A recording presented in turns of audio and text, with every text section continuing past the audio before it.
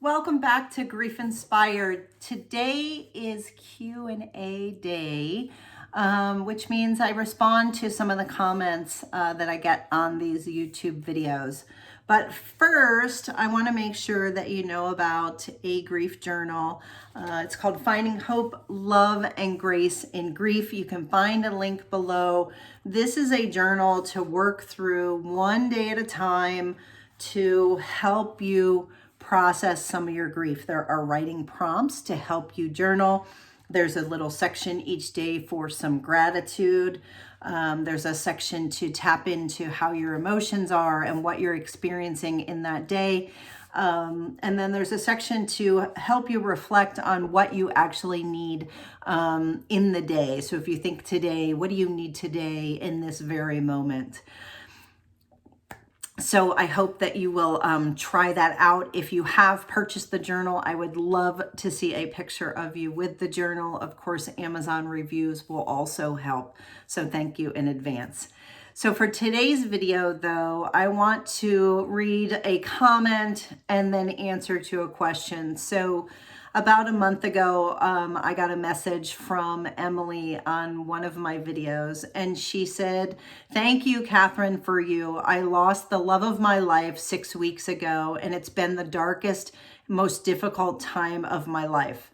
Out of all the grief videos on YouTube, yours are by far the ones that bring light into these dark times. I can honestly say I don't know if I could made it thus far without you." Emily, I want to thank you so much for that comment. And I love that these videos bring you light because that's exactly what I want to do, is bring light to the darkness of your grief and let you know that you can get through it. And you lost the love of your life 6 weeks ago, and this is so new and so fresh. So I want to encourage you to hang on.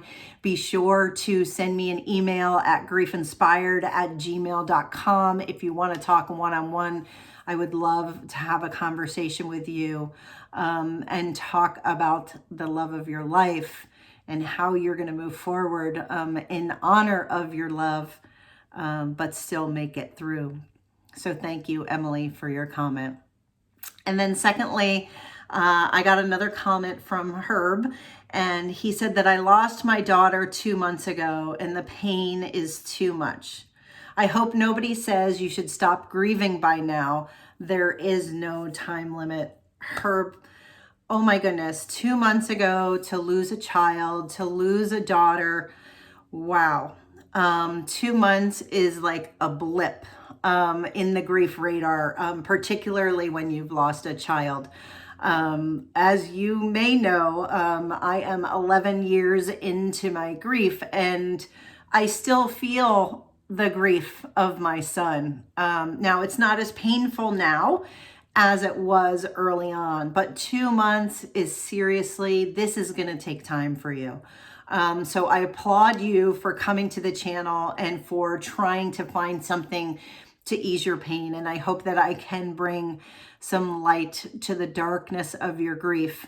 But it is going to take time. So I would love to know more about your daughter. I would love to know her name and how old she was and the situation around it, what happened. So please, please, please share that with me so that I can further help you. But you're exactly right. There is no timeline on grief. It takes as long as it takes. What I encourage people to do is just not get stuck in it. Don't needlessly cause yourself more pain than you're already experiencing. And so that's why a lot of the videos and things that I share here are really designed to help you move through your grief. So you're continuing to move forward in a way that's healthy, in a way that's processing your loss, in a way that's going to honor your daughter, that's going to make you a stronger, more compassionate person, that's going to want to do things for others in honor of your daughter. And that maybe is a long-term goal, but you are 2 months in. So right now, I want to encourage you just to hang on, get through the day, find ways to talk about her, find ways to share her whether it's with me at griefinspired@gmail.com. You can send me an email and I'd be happy to be a pen pal with you. I would be more than happy to speak with you.